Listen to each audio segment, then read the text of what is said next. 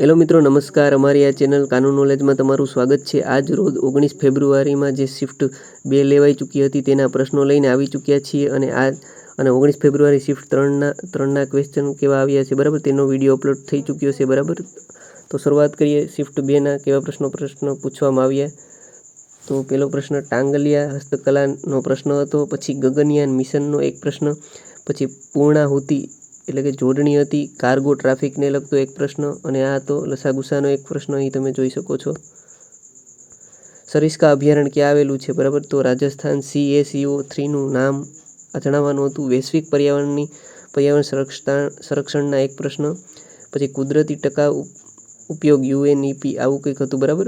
Acid શોક એટલે શું બરાબર. વનબંધુ કલ્યાણ યોજના. પછી છે આલ્ફ્રેડ હાઈસ્કૂલનો પ્રશ્ન હતો મિત્રો બરાબર.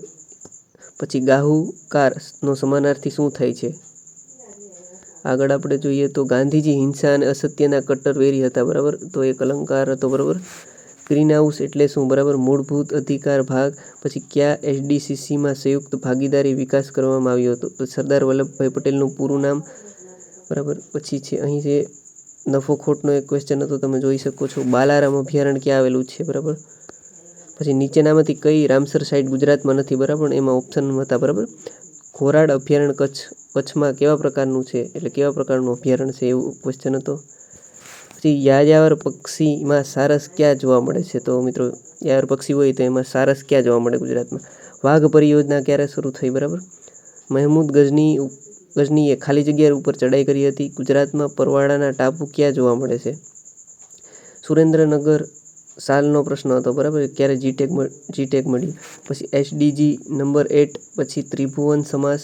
પછી ગ્રીન ટ્રિબ્યુનલ કઈ બાબતે ન્યાય આપી શકે તેવો SDGનો પરિવહન ઉર્જા એક પ્રશ્ન. પછી વિવિધ પ્રાણીઓનો રાખવાની જગ્યાને શું કહે છે. પછી માલધારી વસ્તી ક્યાં જોવા મળે છે. 72મો બંધારણીય સુધારો કઈ સાલમાં થયો હતો. પછી કોંગ્રેસના MLAનું નામ હતું બરાબર, એમાં જે 300 કરોડનો ઘોટાળો કર્યો હતો તે વિશે. પછી ગુજરાતનું જાતિ પ્રમાણ.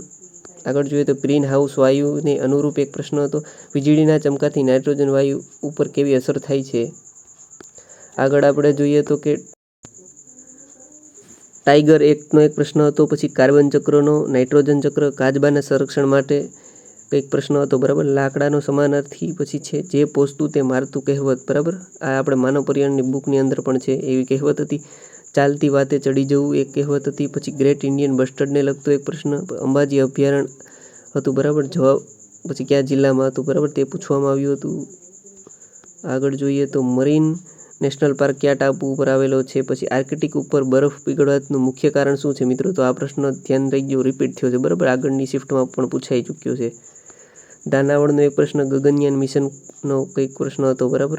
પછી 2023માં લોન્ચ કરવામાં આવેલી રસી વૈજ્ઞાનિક લગતી બરાબર. પછી કાચબા માટે ખંભાતના અખાતમાં કયો બેટ જાણીતો છે. સરદાર પટેલ અમદાવાદના મેયર હતા એવો પ્રશ્ન હતો બરાબર, એટલે કે ક્યારે હતા. વનબંધુ યોજના 1998નું કેલેન્ડર ક્યારે રિપીટ થાય. પછી શ્રેણી હતી 8, 12, 20. પછી ખાલી જગ્યા અને 40. પછી હતો કોઈ સંખ્યા આપેલી હતી તેમાં 6ના આગળ બરાબર આવી કંઈક સંખ્યા હતી, તમે જોઈ લેજો, રીઝનિંગનો હતો. પછી પૂર્ણા અભયારણ્યમાંથી એક પ્રશ્ન હતો. ગુજરાતમાં સાબર ક્યાં જોવા મળતું નથી બરાબર, એ ઓપ્શન આધારિત હતો. ઓપ્શન આધારિત આપણે જવાબ આપી શકીએ. NGTના કયા કાયદા અનુરૂપ એટલે કે NGTના કયા કાયદા અનુરૂપ આવો એક પ્રશ્ન હતો બરાબર. વનસ્પતિમાં નાઇટ્રોજનની સ્થાપનાની પ્રક્રિયા. બાયોમેડિકલ શાર્પ શબ્દ પૂછી તેને અનુરૂપ વિકલ્પ હતા, એટલે કે વિધાનવાળું હતું મિત્રો થોડુંક શિફ્ટ 2નું પેપર બરાબર. બાયોમેડિકલ શાર્પ એ આવી ગયું છે. ગ્લોબલ વોર્મિંગની પૃથ્વી પર અસર બરાબર, તેમાં પણ વિકલ્પ હતા વિધાનવાળા. કઈ નદી ઉત્તર ગુજરાતમાંથી વહેતી નથી બરાબર. સંધિ કર્તરી વાક્ય બરાબર રચનાઓ પૂછી હતી. પછી ગણિત, સાદું વ્યાજ, સરેરાશ ને ગુણોત્તર પ્રમાણ હતો બરાબર. તો મિત્રો વિડીયો આપણા ચેનલમાં જે આગળની શિફ્ટ લેવાઈ ચૂકી છે એના વિડીયો બરાબર એમાં આપેલા છે, અને ટેલિગ્રામનું લિંક ડિસ્ક્રિપ્શનમાં આપેલું છે. અને આગળના જે વિદ્યાર્થીની એક્ઝામ બાકી છે બરાબર, તો પ્રશ્નો રિપીટ થાય છે તો જોઈ લેવું બરાબર, તો કામ લાગે એવું છે. જય હિન્દ, જય ભારત.